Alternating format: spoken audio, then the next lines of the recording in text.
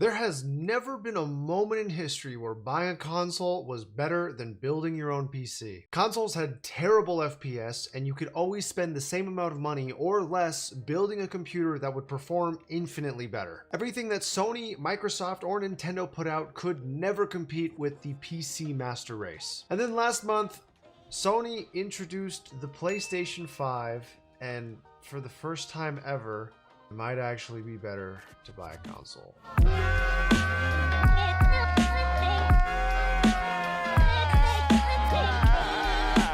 This video is sponsored by Honey. Honey is a browser extension that helps you save money by applying coupon codes to your cart when you're about to check out. The best part is, it's free. Imagine you're on one of your favorite websites about to check out on Newegg, Domino's, or AliExpress. A little box drops down as you're at checkout, helping find you a promo code that applies to what you're trying to buy. All you have to do is click apply coupons and it will automatically search the internet, finding you a promo code. For me, every single time I need to buy keyboard parts off of KBD fans, Honey helps save me money. I add my item to cart, and when I go to check out, I apply any of the coupons that Honey can find me. And as you can see, Honey automatically finds me the best promo code and saves me money every single time I check out. Let's be honest, we all buy a lot of things online, and if Honey can help save you money every single time you go to check out, you are going to save yourself a lot of money. There's a reason they have over 17 million users and have saved people over $2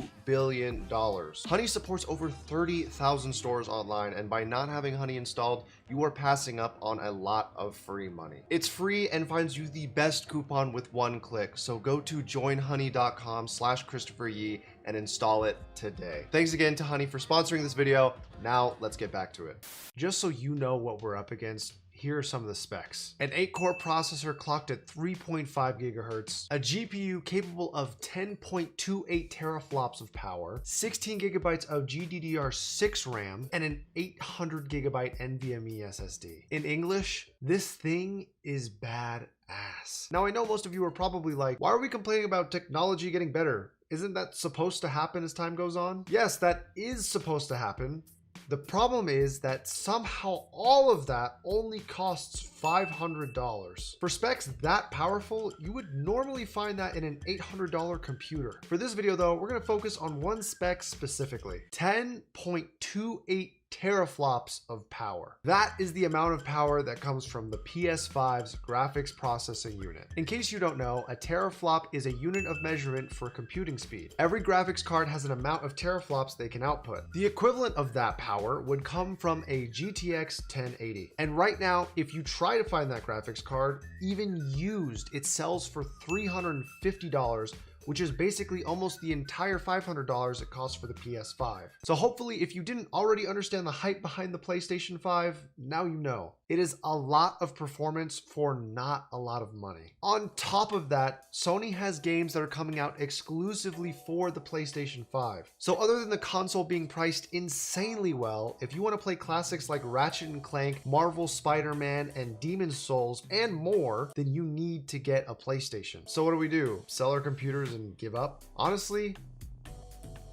maybe. But before we do that, I'm not going down without a fight. I spent a lot of time trying to find the perfect build. The cheapest yet packed with performance PC that you can build despite how hard it is to find computer parts right now. And I finally think I have something that you guys can build. Just promise me one thing. At the end of it all, let me know what you think. Is this PC worth it? You can leave a comment below, or if you want to have a conversation in real time, you can follow me on Twitch. I go live a few times a week, so if you join my Discord server or have the Twitch app downloaded onto your phone, you'll get a notification for when I go live. Okay, without further ado,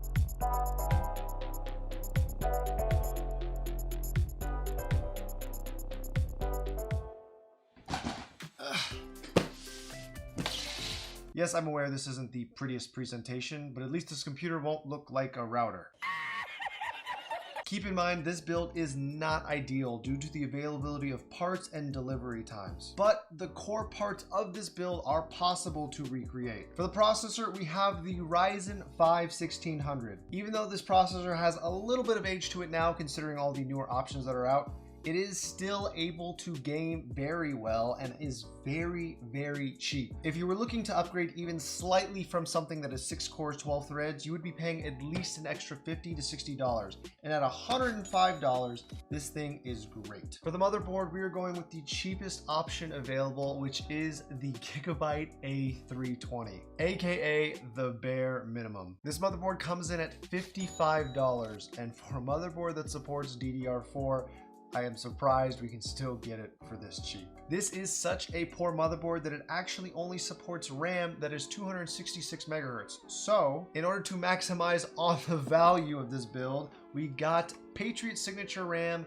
8 gigabytes of 266 megahertz frequency. This RAM only costs $30. Now, some of you may know that lower frequency RAM does actually impact the FPS in games on Ryzen processors, but the reason we are trying to keep everything so cheap is because we are trying to spend most of our budget on the graphics card in hopes that it will carry this computer in its worth. Now, before I show you the graphics card, I want to tell you something that we haven't talked about in a long time. EVGA Midweek Madness. EVGA Midweek Madness is a sale that happens every midnight of Wednesday morning. Every midnight of Wednesday. As soon as Wednesday starts Pacific Standard Time.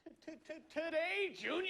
For a long time, especially considering the current state of things going on in the world, it has been dry. To give further detail, in case you don't already know, it is a sale that is put on once a week by EVGA, selling all of their B-stock products that get returned to them. All of these products are tested, and some of them are just returns that were barely used by customers who purchased them originally. Now, like I was saying, lately, that sale has been absolute garbage. There have been no good parts and no good deals that have gone online. However, these last couple weeks, they have actually been posting a lot of graphics card options for significantly cheaper. There were 2 cards that I bought specifically for this build, and it's up to you to choose which one you would want to go for depending on your budget. Inside here, we have a GTX 1660 Ti as well as an RTX 2060 XC. The 1660 Ti normally sells for about $280, yet this was available for $220. For the RTX 2060, this card normally sells for $350. However, this was available for only $270. The 1660 Ti is capable of putting out 11 teraflops, whereas the RTX 2060 is capable of putting out 12.90. Both of these cards are comparable in terms of their raw GPU strength to the PlayStation 5. Obviously, there is a $50 difference, so whichever card you end up going for is up to you. In this video, though, we're going to be using the RTX 2060 because, well, you know, I'm insecure. I want to see bigger numbers. I'm kind of compensating.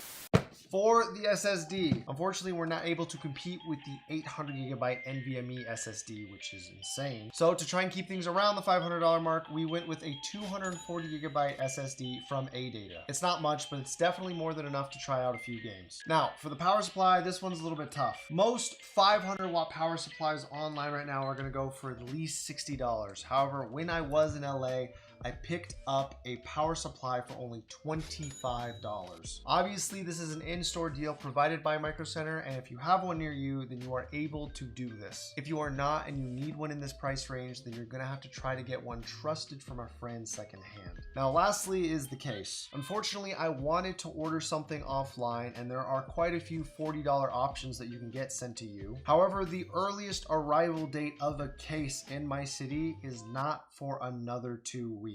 So I do have a Corsair 275R lying around, which I shattered the tempered glass from, so it's not going to be used for anything else.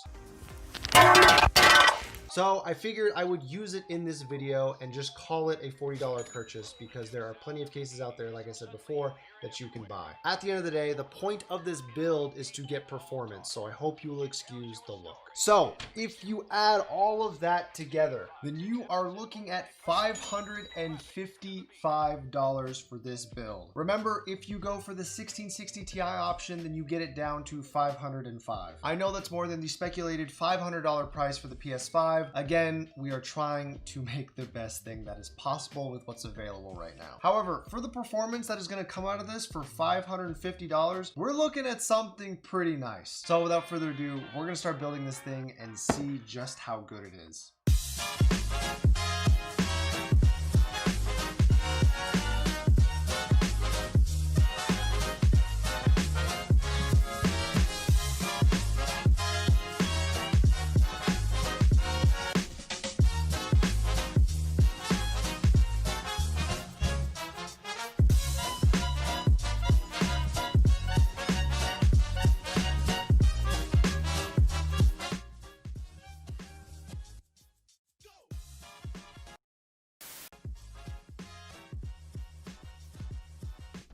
Okay, 3, 2, 1.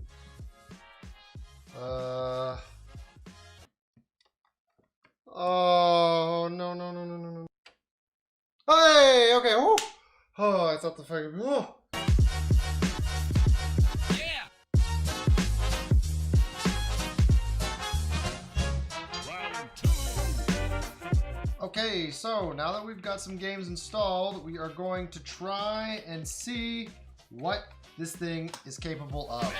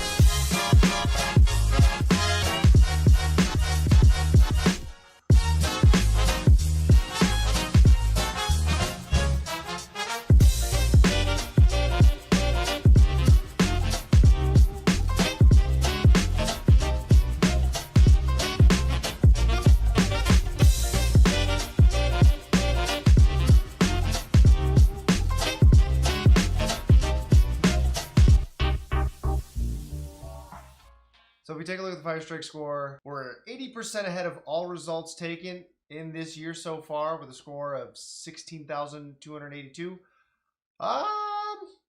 You know, that's kind of where I expected to be. For $550, getting there, can you find any other pre-built that gets that level? Absolutely not. Can you find a console that gets that level? Yeah, probably. It's called the PlayStation 5. So, is this computer worth building? Frames wise, I have a feeling that this is going to be pretty identical performance to what you're going to see in the PlayStation 5. I don't think that we beat it performance wise.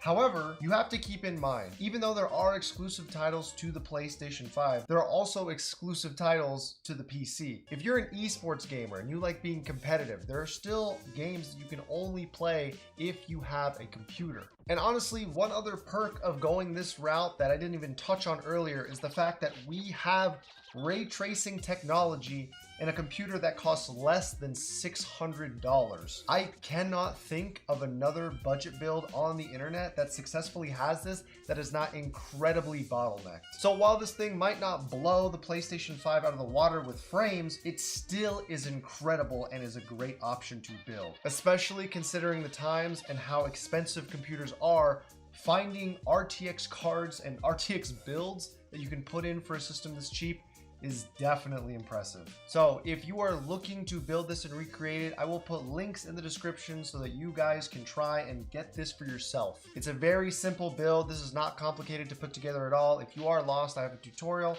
on how to build a PC on this channel. But anyways, I hope you guys found this video creative, entertaining, or informative in any way, shape, or form. And as always, have a great day.